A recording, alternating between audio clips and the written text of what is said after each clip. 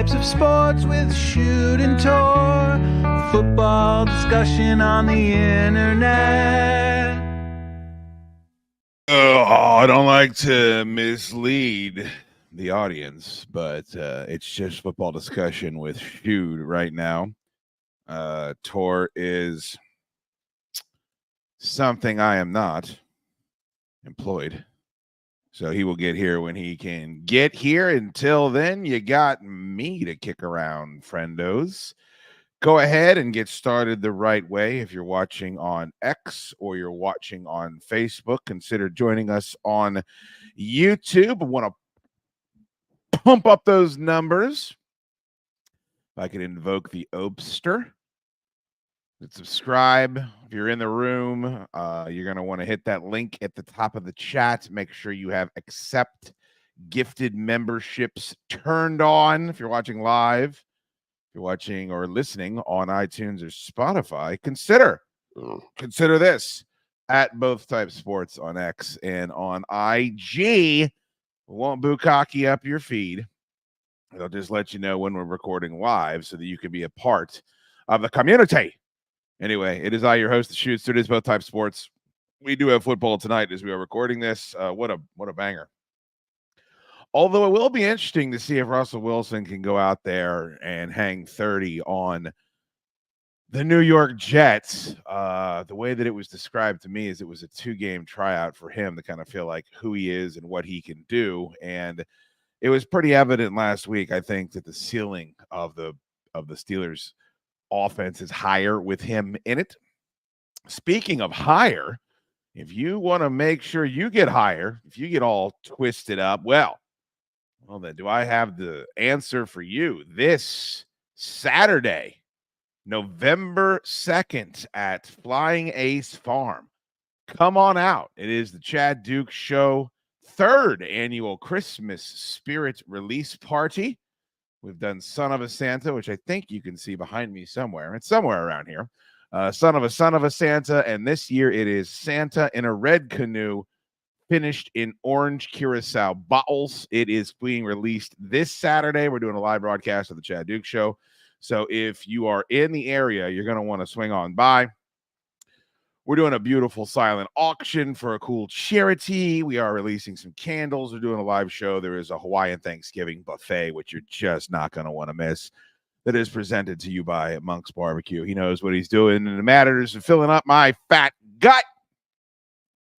Should be a great time. All of the deets are on Instagram.com/Chad Duke Show. So check it out. Bottle turned out great. It's absolutely delicious and makes a perfect gift for a normie.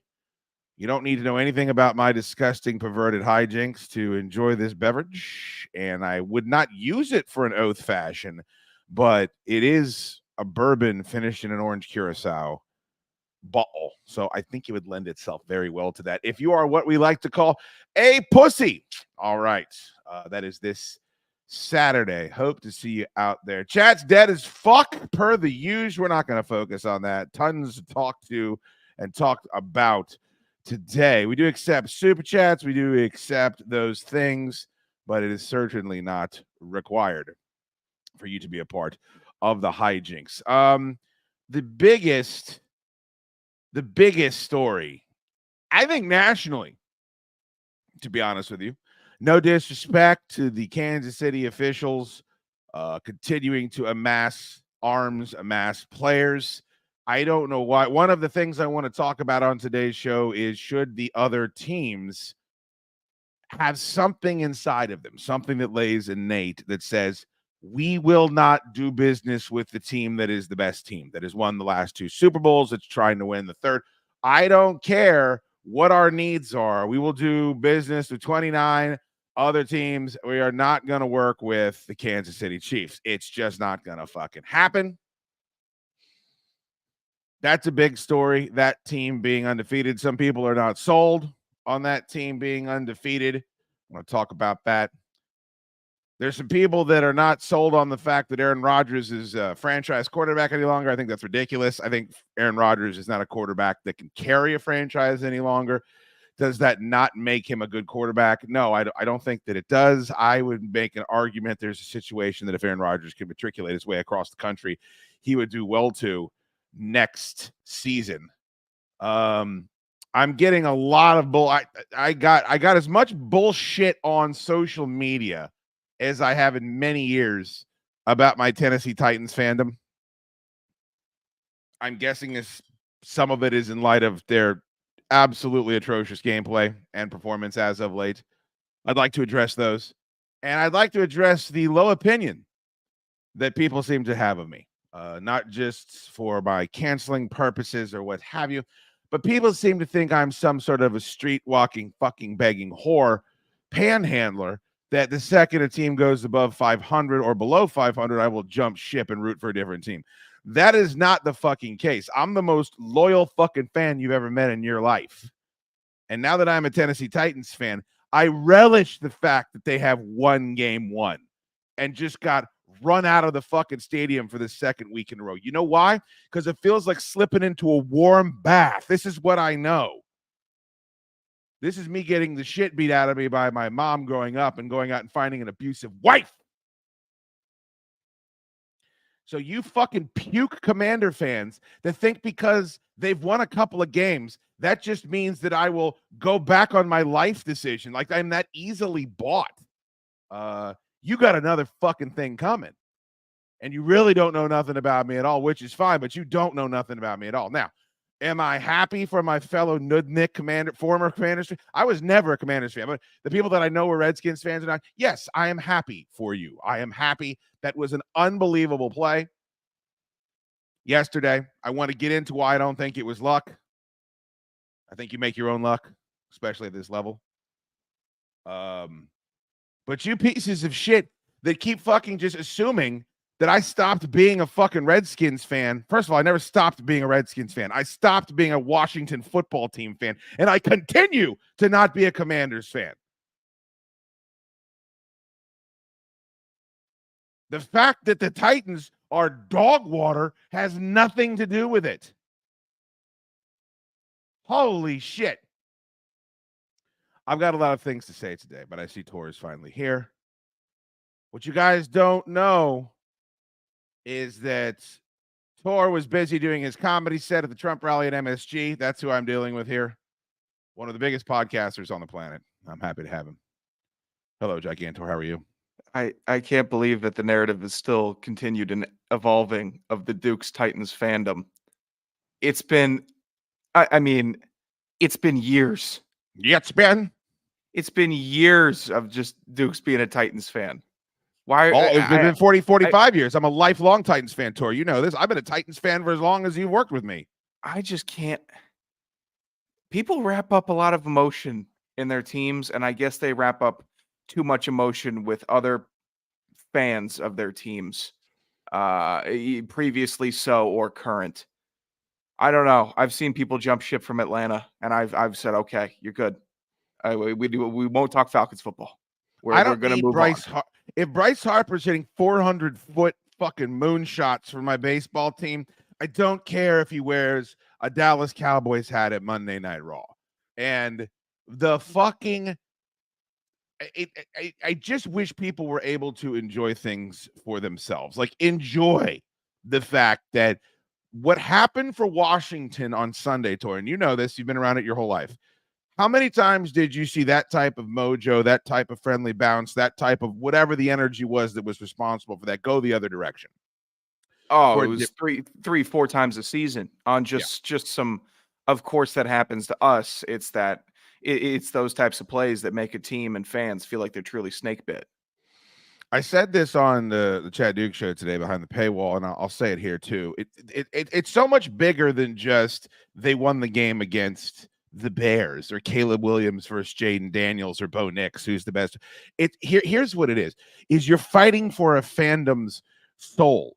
And the most important thing you can do for your fan base is the motherfuckers that are paying for the tickets and filling your building and providing a home field advantage is you send them home happy. You send them home satiated. You send them home with the just fuck the neighbor's cat look on their face.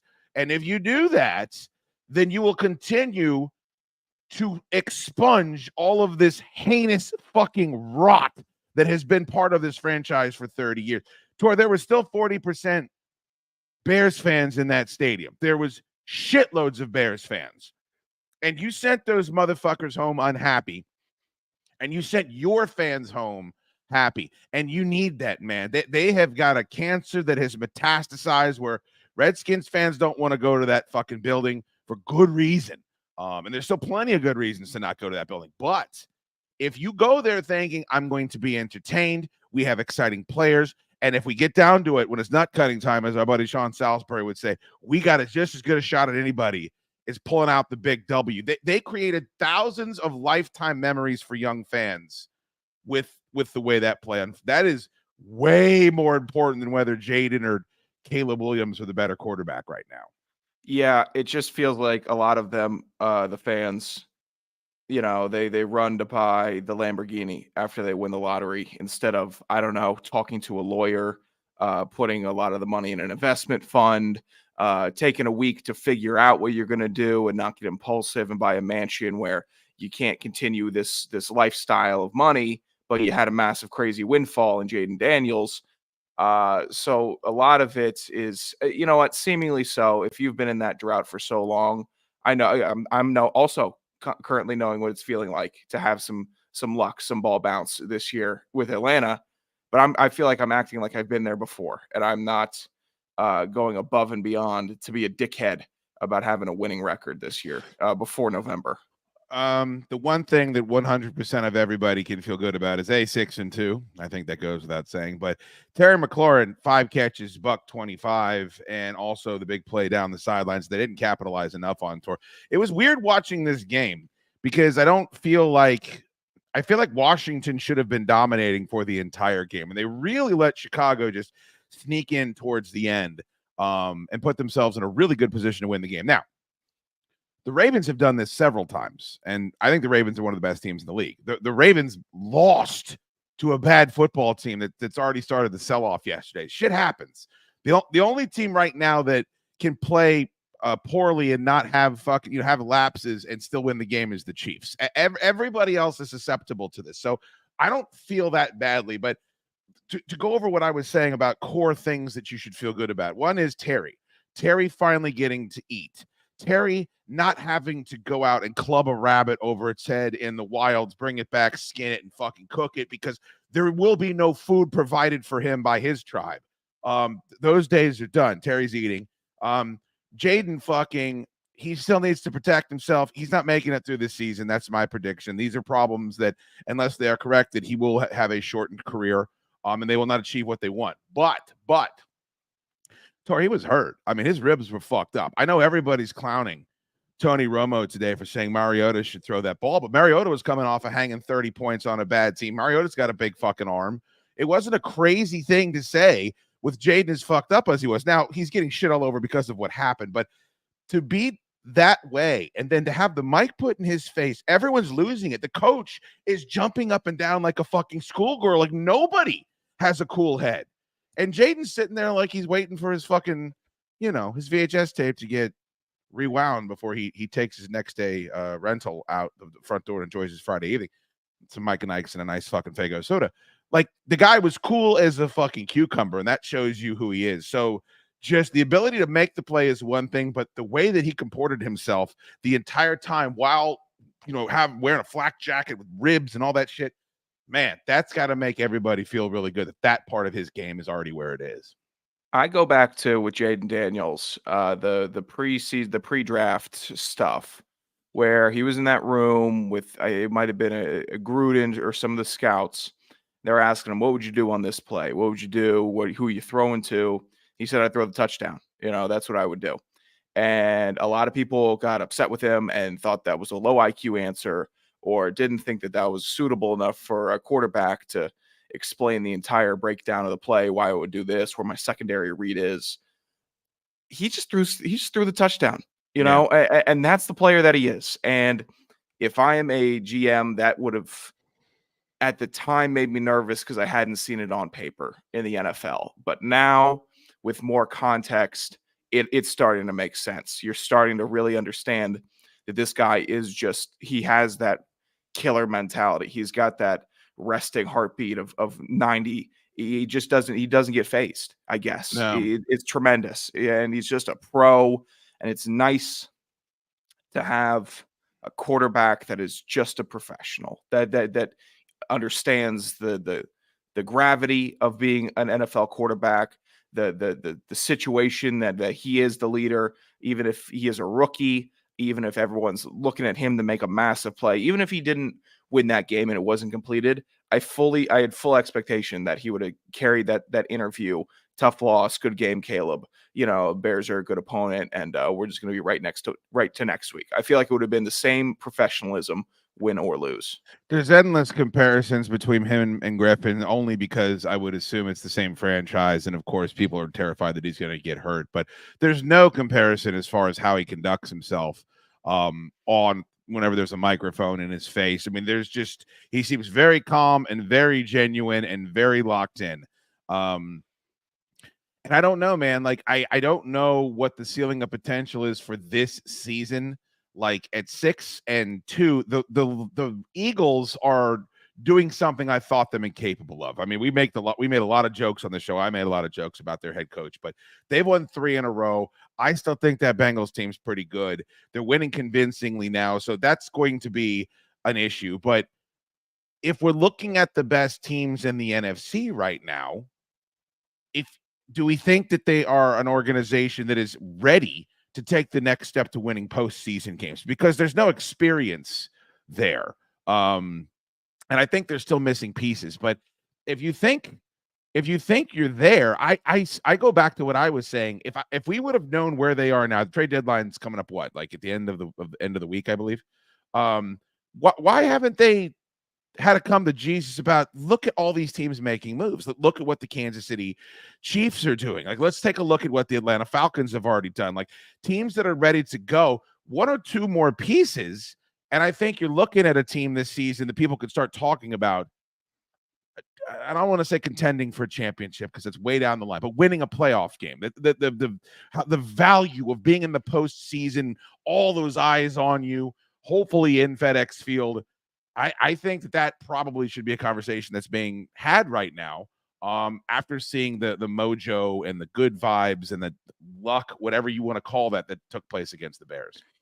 This team, I think, could win a game either in the playoffs or deep in the season against the Niners, the Seahawks, or the Rams from the West. Yeah. They could win a game against Atlanta or Tampa from the South. I think they keep it competitive with the Minnesota.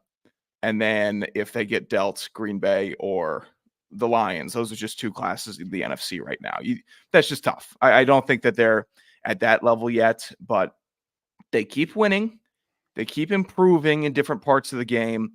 The NFC hasn't put out enough real competitors for me to think they're going to be scrapping at the end of it. If they just keep on plugging along, I don't need them to break off 4 in a row, 3 in a row.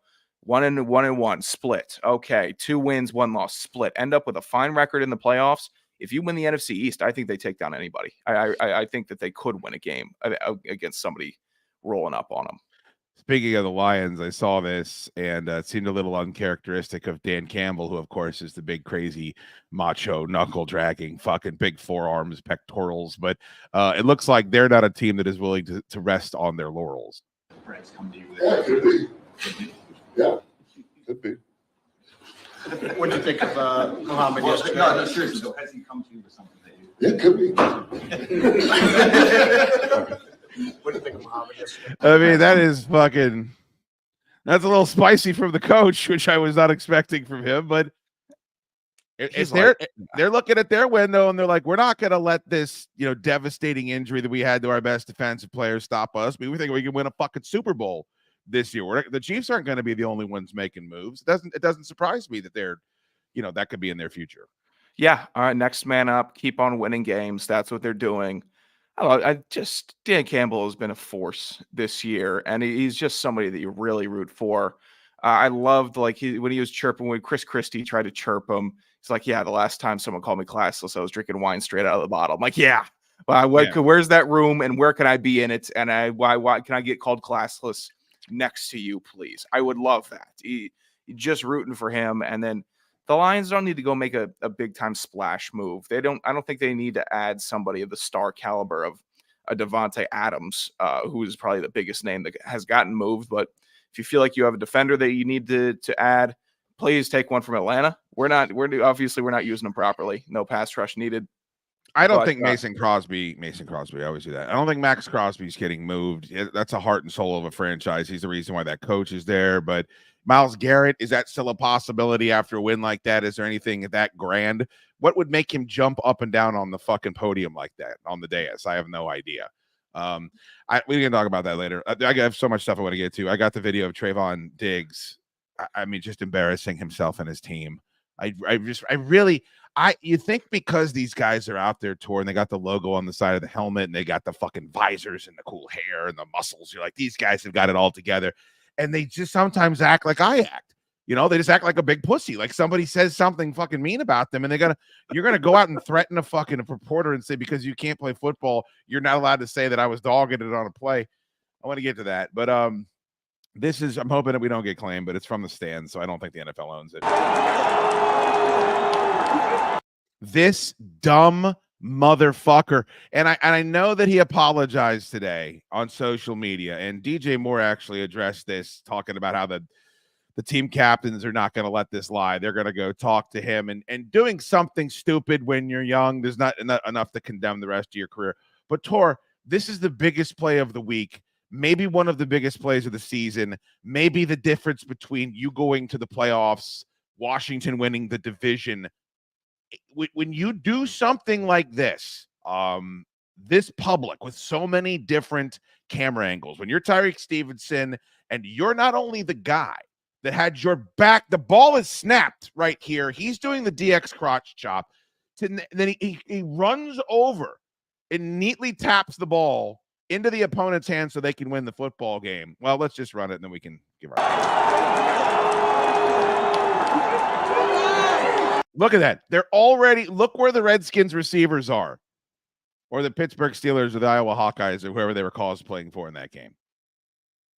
Look at this fucking photo tour. How do you take that piece of film and go anywhere and justify anything about it? Like, all you have to do, I read his apology. It's not humble enough. Did he directly cost his team a loss? No. Jaden had to get the ball in that little down and out. I mean, what was it? I wrote it down because it was fucking ridiculous. They had to go 76 yards in 25 seconds with one timeout. The fact that they were able to do that is not one man's problem, but it would take a long time for me to get my fucking ego up off the floor and think I have any worth ethic.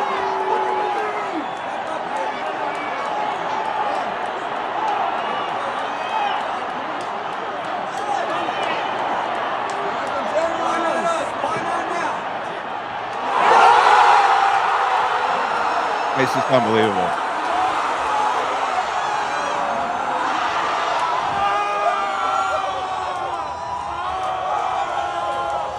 Look at these mouth breathers.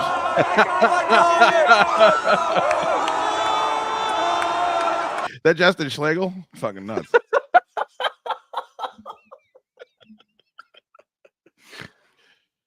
Yeah, that's impossible to do. And there was photos of Bears fans pointing to him to hey, the play's going on, pal. Yeah.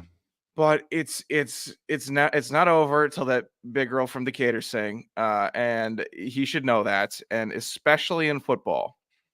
Like, I remember that there was probably 2 weeks spent on why would you have Gronkowski on the field for Hail Mary defense against Miami, where they did the big throw and they just ended up scoring the touchdown, walked off that win.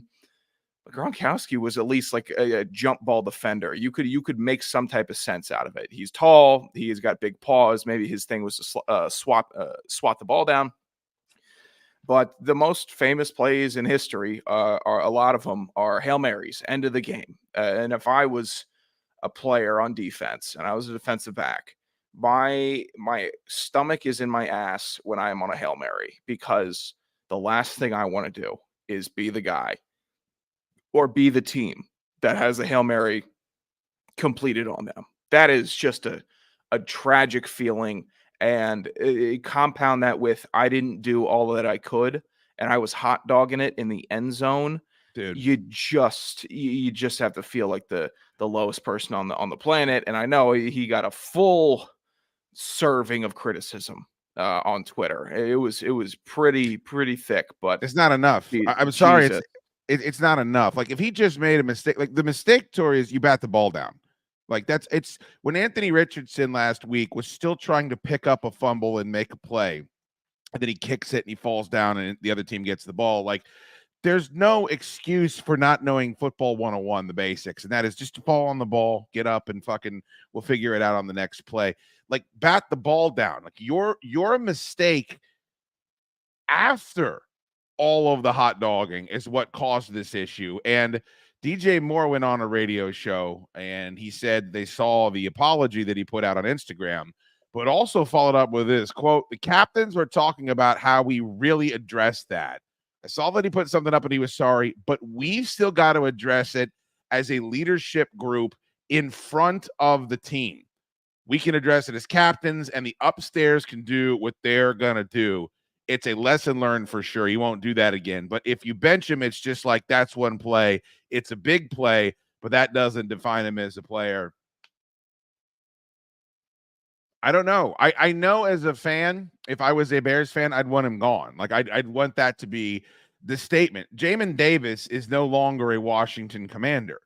As far as I know, he never did anything this stupid. But it felt like to me when he got cut that wasn't just getting rid of a player. That was, we're sending a message, is that we're moving in one direction and everybody better be moving in the same direction that we are.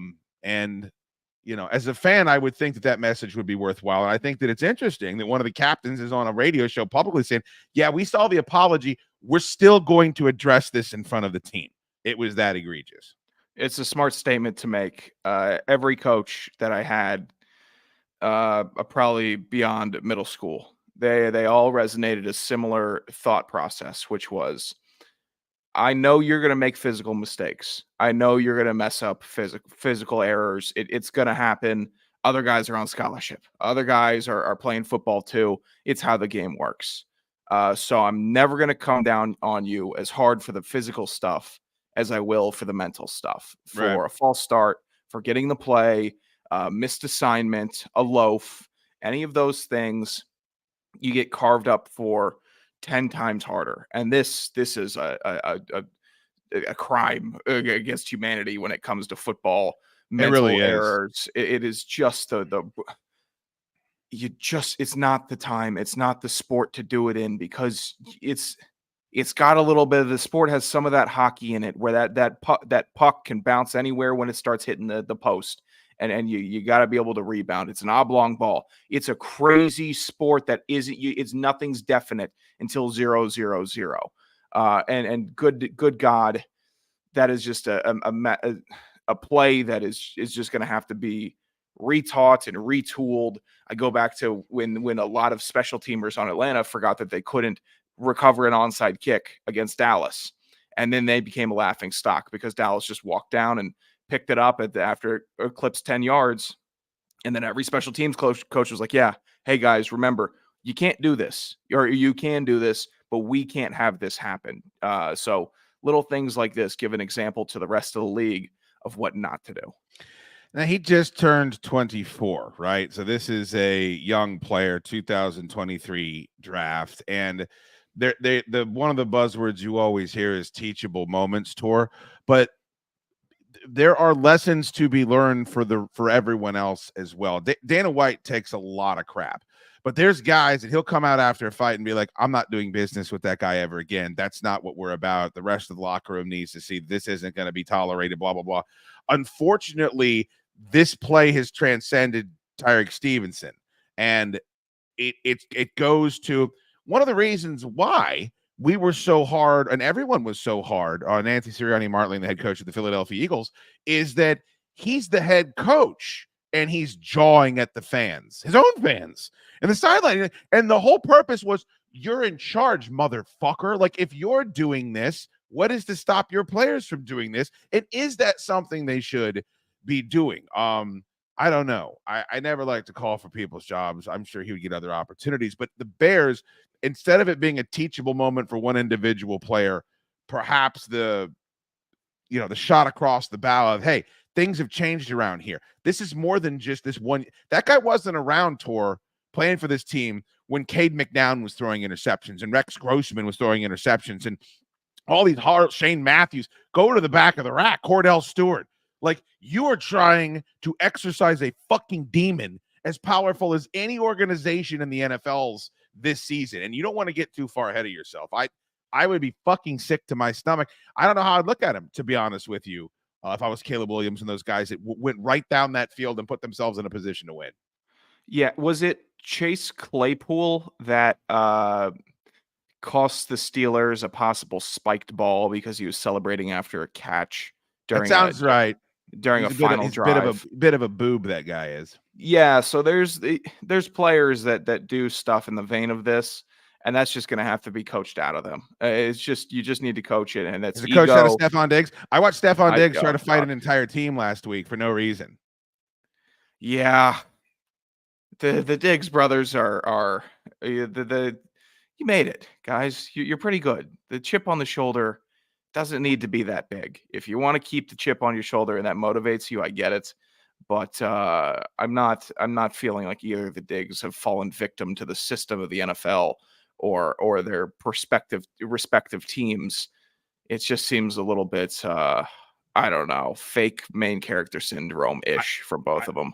Maybe there's no excuse. We could transition because that's, another topic that I definitely want to spend some time with today. That whole play, that's what you took from that? So this is right after the Dallas Cowboys, and I'll give credit to the Dallas Cowboys, Tor. They suck, and they're probably going to miss the playoffs, but they will keep punching in games, and they did this against the Ravens, and they certainly, CeeDee Lamb was certainly doing this in that game yesterday, but I guess what the timeline is, what you're seeing here, is that Trayvon Diggs saw Mike Leslie of WFAA in Dallas tweet out, and I wrote down the quote just so we wouldn't think that it was more than what it was. What is Trayvon Diggs doing in this play? That is the quote that he tweeted out. And then I guess as soon as the game was done, instead of being upset about the loss or upset about his play or upset about all of the the problems that this team has had this year, he's upset about this one reporter who comes across a little smarmy here. I will give you that. But he stands his ground. The fucking mindset is so off on where your priorities should be that it's really quite staggering. This was captured by everybody. That whole play, that's what you took from that? You don't know football. You can't do nothing that I do. You can't go out there and do nothing. Stay in your lane, buddy. Stop playing me, bro. Just asking a question, Trayvon. I mean, I'm happy to have you answer the question. That whole play, that's what you took for that? That's what you got from that whole play, that's what you got from that? I'm asking you. We can talk about it more. What were you doing? Talk about these nuts.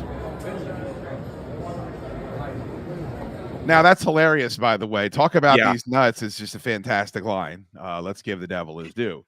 But if that's Cowboys San Francisco. When you talk about storied rivalries, that's top 3 right there. The play was Kittle like rumbling down the sideline for about 70 yards, correct? I think that was the play that was in question.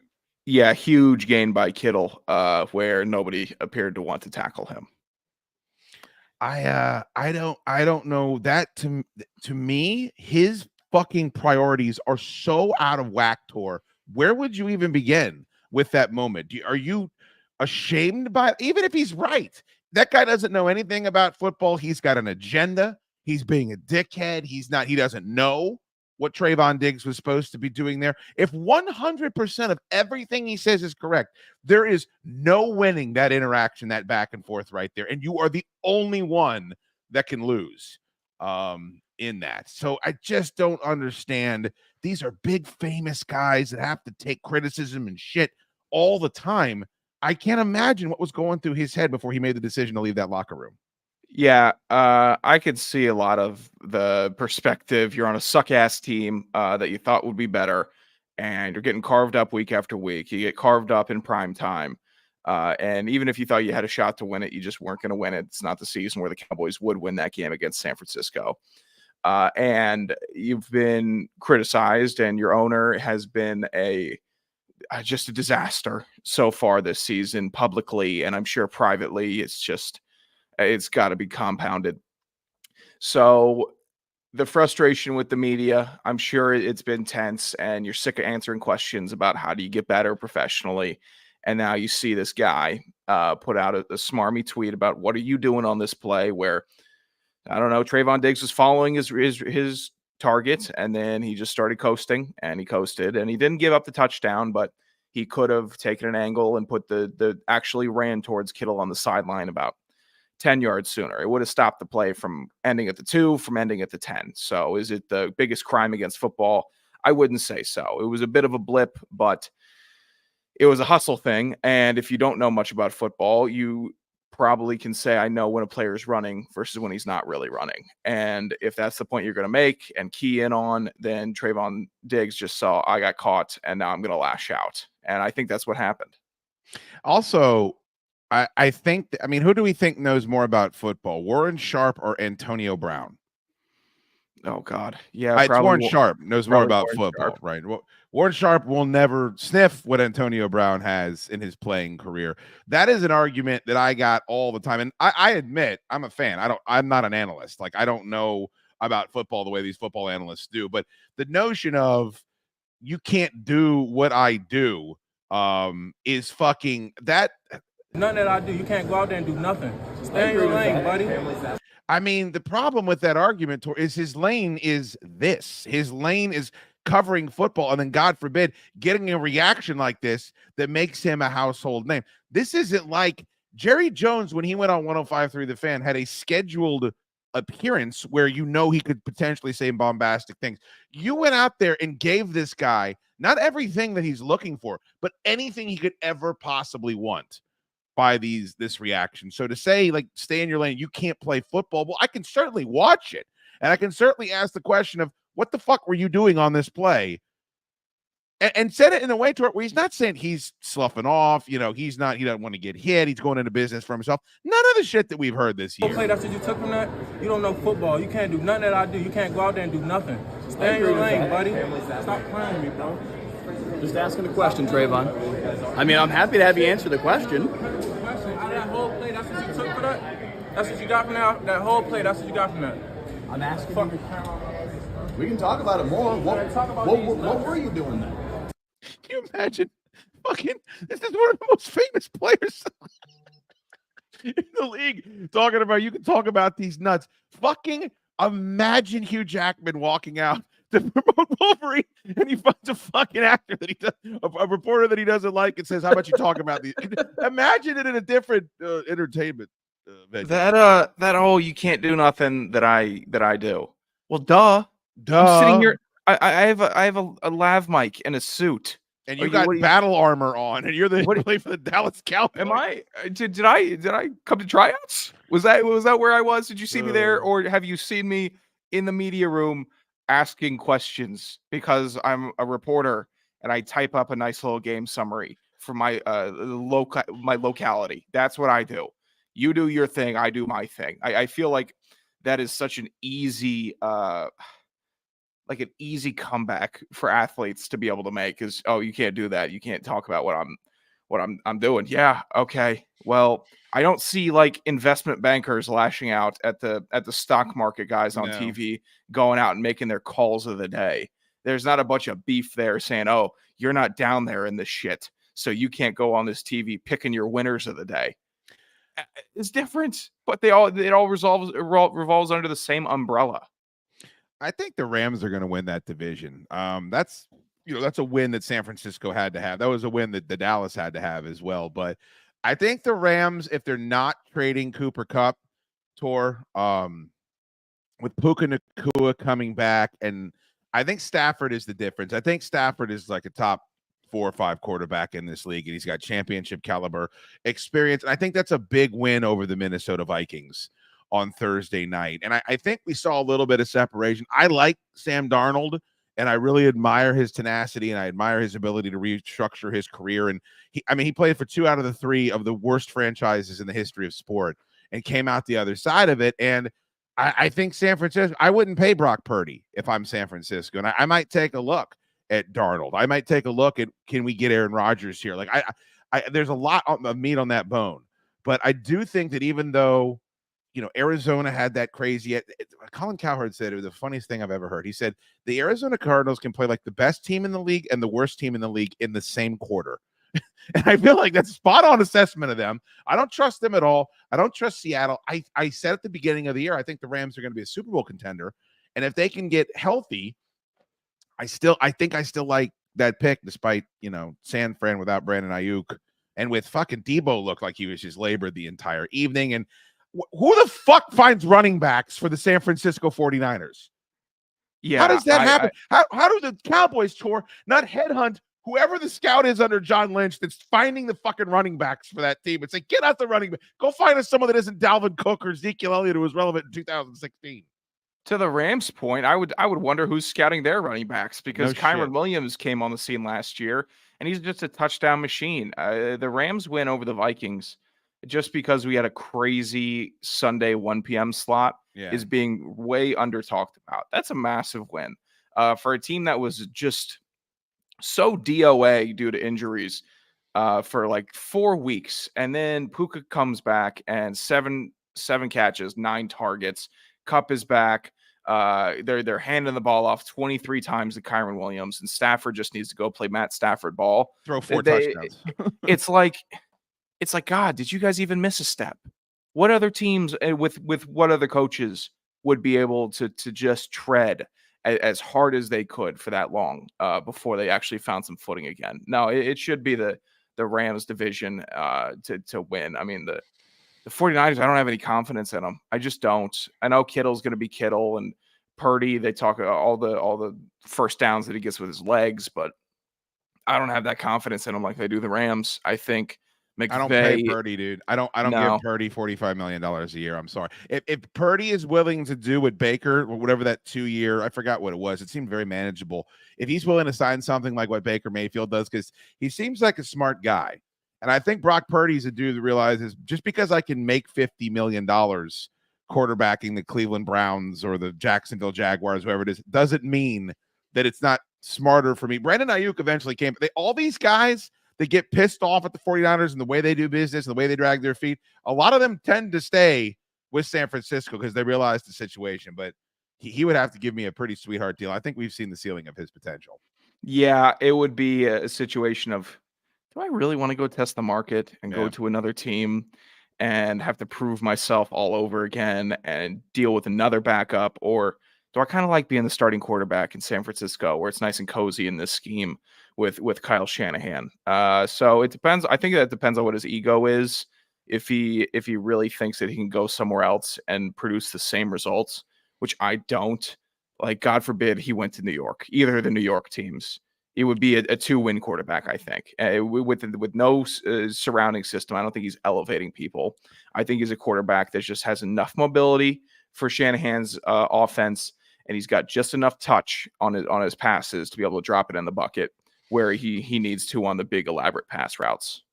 And I don't want to be disrespectful because, like, Jimmy Garoppolo made it to the Super Bowl, but we don't have any delusions on what Jimmy Garoppolo is. What are some of is it Hoyer and CJ Beathard and Nick Mullins, guys like that? Trey Lance certainly couldn't do it. Like, Brock Purdy is not a bad quarterback, but I think Brock Purdy in a spot like what you're talking about here, like if you put him with that Jets team that everyone wants to shit all over Aaron Rodgers, like, we'll put Brock Purdy as the quarterback of that team and see where, well, they're probably in the same place. I mean, the record would be absolutely fucking atrocious. Maybe I'm making a terrible point.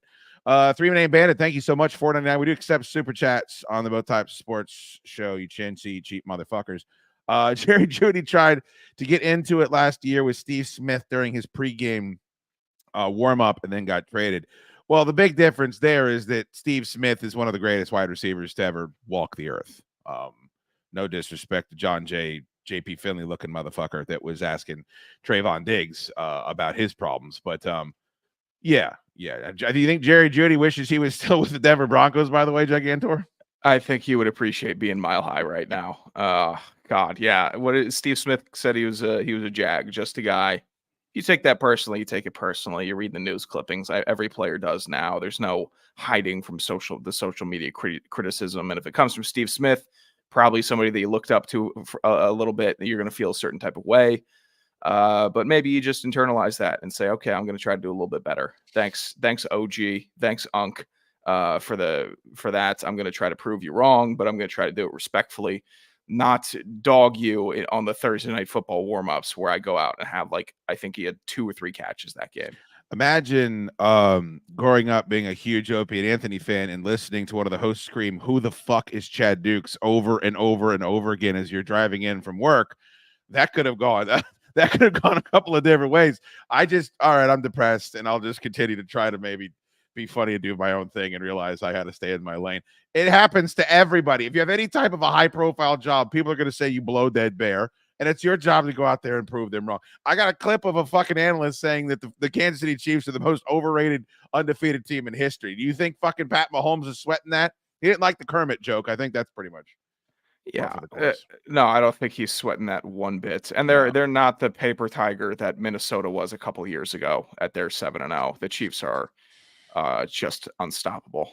And I still think Minnesota's a good team. I still think Minnesota's going to win a lot more games than I think they're a playoff team. I just think that they are showing you they're coming down to earth a little bit, and the Rams are doing what the Rams do when they're healthy, which is be very competitive. MC McRollerpig, thank you so much for the $4.99 super chat. Dukes, is there a player that you had beef with in your career? I assume you mean my broadcasting career, sir. Yeah, LeVar Arrington. Come on. No, it's yeah, I told you. I think I've told the story. Deion Sanders. I was going after Deion for his grammar. His grammar was just horrific on X, and he actually called into the show to give me shit. Very Trayvon Diggs like. I wish I had the tape. It'd be hilarious to play here, especially now that Deion is, where he is in his coaching career. But he was very pissed at me. And Tor, I think, brought up, or was it Bo? Chase Daniel was fucking hot as shit at me at the very beginning of LeVar and Dukes, like fucking tweeting me and threatening me. I think he called in.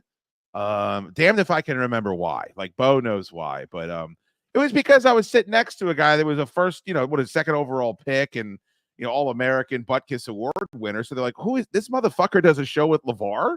And they all thought that I was the Chad Dukes that was the practice squad player for the Carolina Panthers. All of them did before they saw my long-haired fat ass. So yeah, I could probably come up with a few more. I was desperately still trying to be a shock jock for about the first 7 or 8 years of doing sports talk radio. Didn't work out too good for me.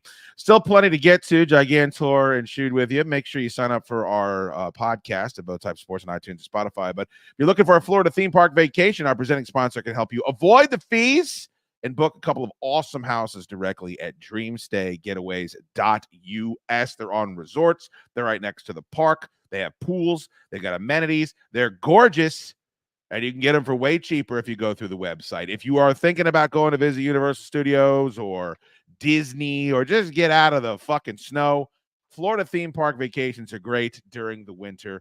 You're going to want to keep that. Bookmark that website. Go right there. There's a link at the bottom of the screen if you're watching live. Dreamstaygetaways.us. There's also a link in our bio on Instagram, on Twitter. Go check out the houses if you have kids. It is an absolute no-brainer, and they have sponsored us through the entire season, Gigantor, which is absolutely fantastic. Oh, boy. All right.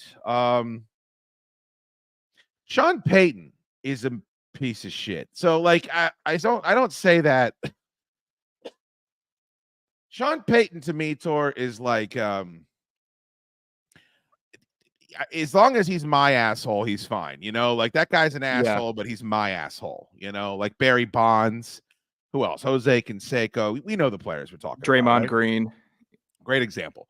And I actually don't necessarily hate the fact that Sean Payton just talks shit and doesn't seem to care about pissing people off. And it's rare. It's rare in the NFL. Everyone's political. Everybody is 160 pounds with a 32-inch waist and pecs and their fucking dry fit shirt and coiffed hair. It's like, that's not really what I think of my whole life when I think of one of these guys. But they rolled up the Panthers, and that Dov Klenman guy, whatever he is on Twitter, he is fucking just a trolling motherfucker that was going out there and talking about how Bo Nix is a superstar because he played well against the Carolina Panthers. And I'm like, so did Marcus Mariota, you dumb motherfucker. Does that mean that, he's resurrecting his career?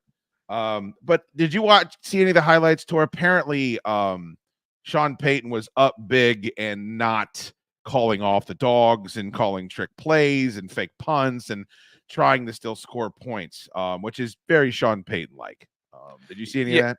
Yeah, I wouldn't expect anything differently. Maybe there was some old hurt from some old Panthers-Saints games. Definitely old rivalries there. He was in the division for 10-plus years, had plenty of battles with Carolina when they were good with Ron Rivera, and even when they were bad, Carolina always got a little up to play them. So I could see him doing that. I could also see him, hey, we're not that established yet. So we need to keep on working through some things. So I'm going to treat this game that we already won a little more like an exhibition, and we're going to try some stuff out and try to get my guys more comfortable, more live bullet reps. And if your defense can't keep up with this, then that's your fault. But Yeah. I only have so many days during the week to go live bullets, and that's one. So we are going to do this, and it's so buckle it up. We're playing a full 60. I don't hate it. If I was the other team, I'm sure I would feel a certain type of way. But for the most part, I can rationalize seeing Sean Payton wanting to get the most out of every chance he gets on a field with a rookie quarterback, with an offense that is still trying to work some things out. So I don't hate it, just because contextually it would make sense to me. You saw J.C. Horn confronted him walking off the field in the post game because he clearly thought that they were running it up. If you look at the final score, it's not indicative of that, but it was uglier than you thought because the Panthers scored at the beginning and the end of the game. I was happy that Bryce Young was able to go out there and throw a couple, be responsible for a couple of touchdowns, but he's calling fake field goals. He's calling wide receiver passes. He's going into the bag.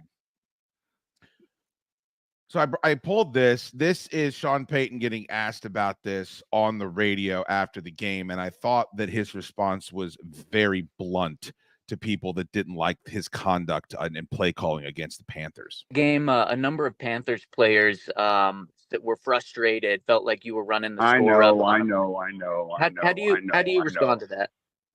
Listen, I said it last night. We're trying to finish the game the right way. We're not trying to run up the score on anyone. It's the National Football League. I've been in games with a 28-point lead in the fourth quarter and lost.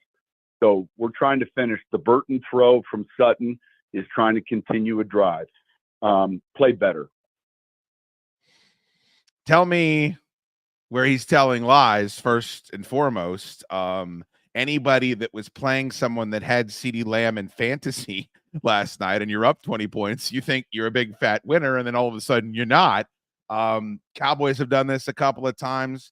The Bears did it against the Commanders. Stormed back, went right down the field. And I don't have a problem with teams wanting to continue to score.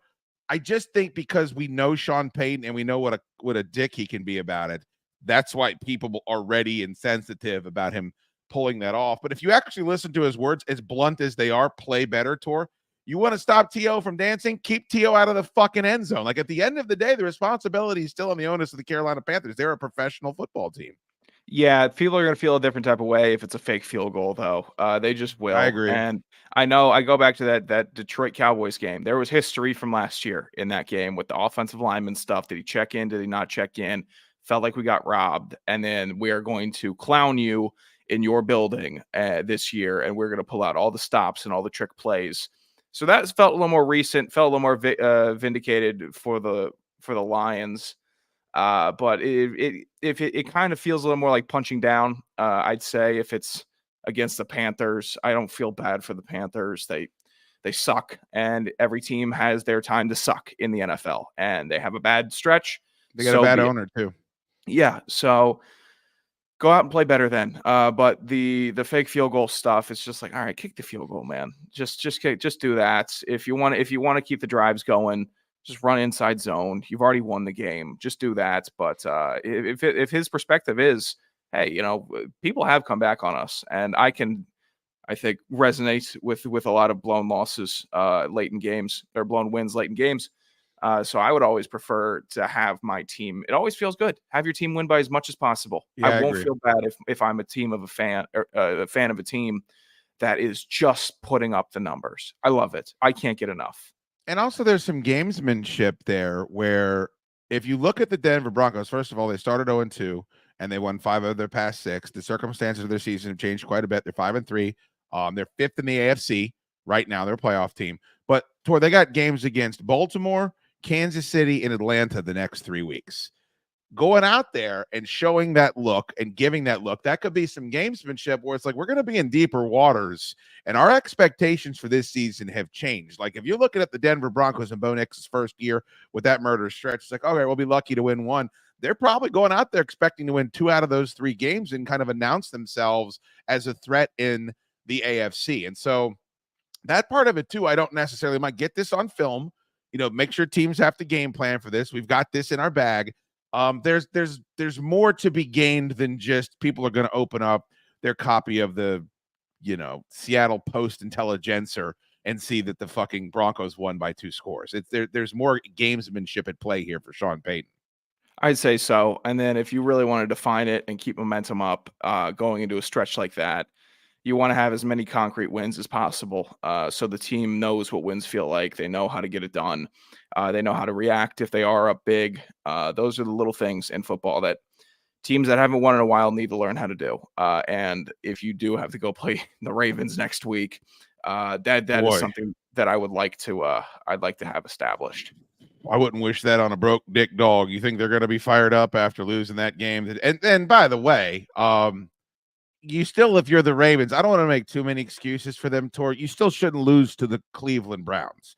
But it's a divisional game. They're all fired up. They finally get the guy they want in there. They still got some nice pieces on defense. If I'm a Ravens fan, I'm not wringing my hands about that. But you do need to go out and beat good football teams. They haven't been good football teams. You do need to beat the Denver Broncos. I wanted to show you this clip, and we'll wrap up with this. We never get to anything. I have so much shit here that I wanted to talk about. But this is an analyst, Mike Renner, CBS Sports. He's a draft analyst. But he was on a panel, and they were talking about the Chiefs. And I think it was Pete Prisco, I think he references it here at the beginning of the clip, said that he thinks the Chiefs are going to go undefeated this year, which to me seems fucking ridiculous, and where you play 17 football games, but it is what it is. But he went harder than I think most people have against the fact that the Chiefs have looked a little sus a couple times this year, especially with all the injuries at the skill positions. Frisco's crazy for saying they're going undefeated. This is one of the fakest NFL, undefeated teams right now in the NFL. They're blowing nobody out. 5-1 score wins so far in the season. They ain't going undefeated. They're going to drop one. They could lose to the Broncos this upcoming week. They are a good team. They're not a great team. They're not going undefeated. Really? So you got a hater. Like, how many teams are better than the Chiefs right now? I'm not saying anyone's better than them. That's tough. But they're not this juggernaut that goes undefeated, right? There's a reason one team did in the past 25 years, and they were blowing teams out left and right. They're doing the Patriots. So it just ain't going to happen.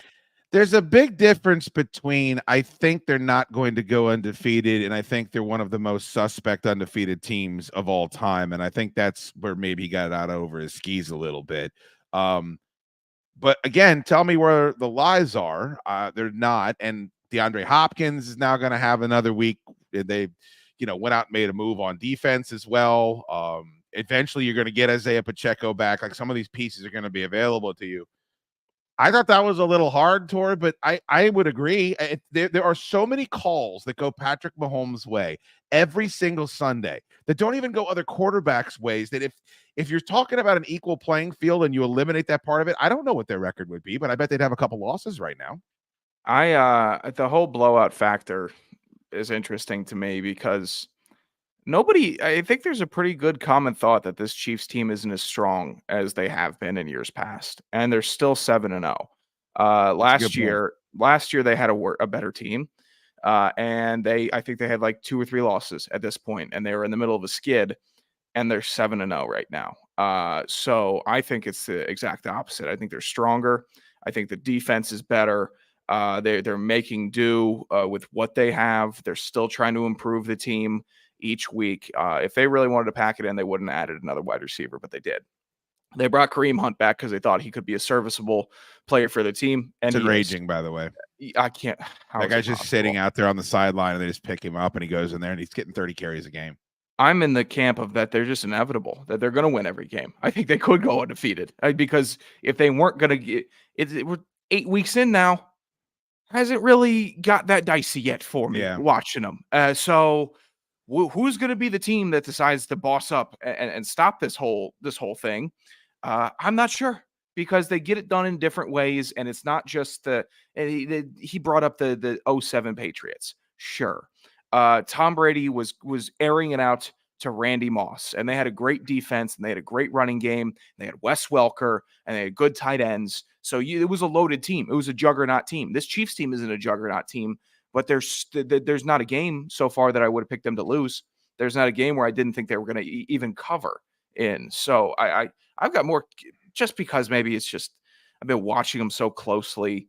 And they keep on getting it done that I don't know when they lose. I just can't foresee it until I see it.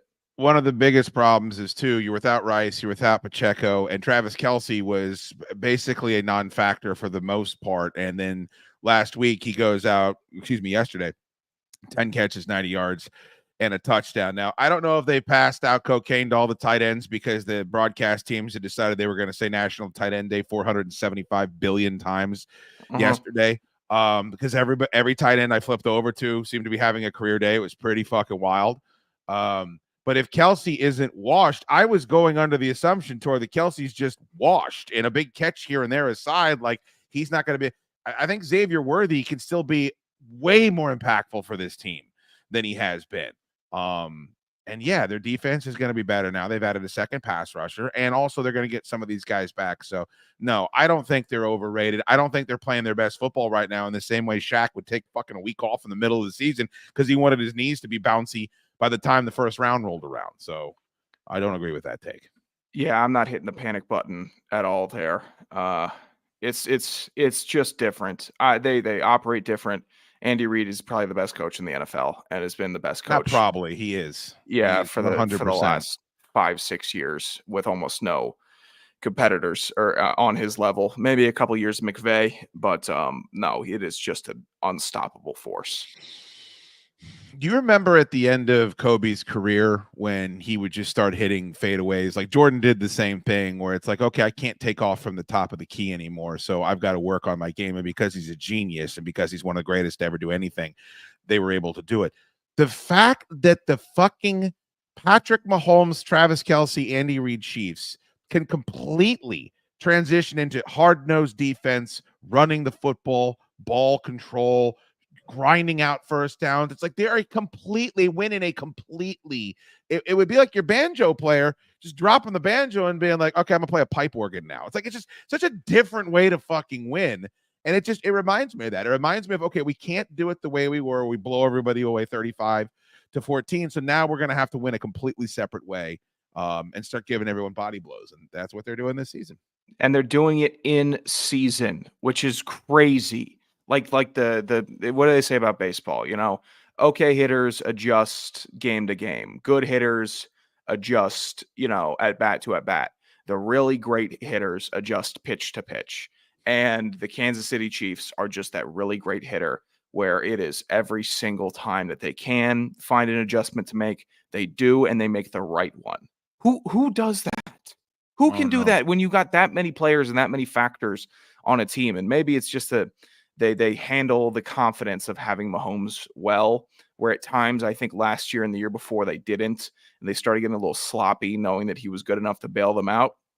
This year seems like they're handling it a whole lot differently. Like, okay, we're all going to start pulling this rope in the same direction together, and eventually when the big man gets to the end of it, he's going to pull the flag over our side. And Jesus, it's just a different vibe with this team. Speaking of the big man, he's struggling right now. Just a Hall of Fame quarterback like that. Just hate to see him go out that way, but always gonna take a win against him. Build on your resume. But yeah, he definitely don't look the same. You just don't look like he could move back there. Shit, I could run him down and catch him. He don't look mobile at all. So it was good for us. We know we can get after him and attack him in the passing game too. So I'm glad to come out here with a win.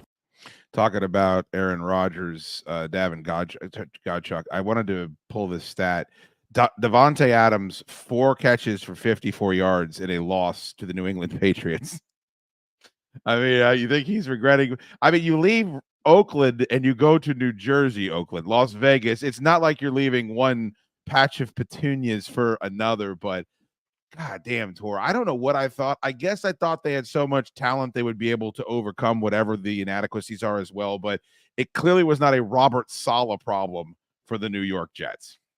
No, they absolutely picked apart the New England Patriots with Robert Saleh. And I don't know if Devontae Adams would want to go back to Vegas, because the shades in Vegas are always not your team's colors in the stands. Every time I see it, it's just got to be a terrible feeling knowing you're going out and playing an away game at home.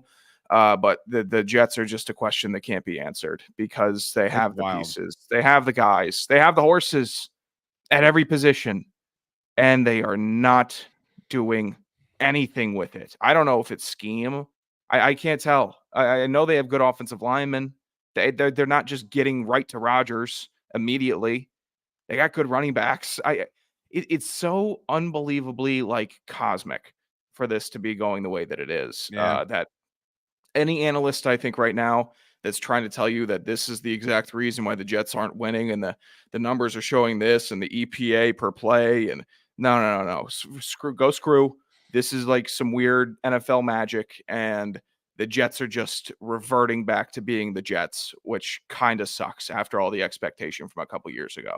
I think Aaron Rodgers should call his agent, call everybody he can, and just make it known that, like, I either am going to retire, I find my way out to San Francisco. Like, we know that they were looking at Tom Brady. We know that there's a connection there. He always wanted to play there, but it's like, figure out a way. I'll play for league minimum, whatever has to take place. And then they bring him in for one last go around, because he doesn't need to be mobile in that offense. He doesn't need to do what Brock Purdy's going to do. If he has all those weapons, I think he could still have a chance, but it's not going to happen. In New Jersey, I know you've been busy today, Tor. Glad you made time to talk a little ball with your pal, The Shoots. They're fun times today. People can find this podcast when we're done up on iTunes and Spotify, correct? Yep, I wouldn't tap out on this show like Anthony Richardson tapping out of a game as an NFL quarterback. Are you kidding me?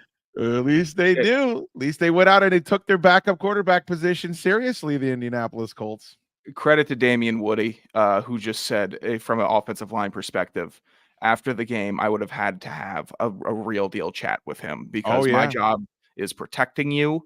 My job is I'm busting my ass every single play, and the quarterback is getting winded from running around too much. Said he was tired.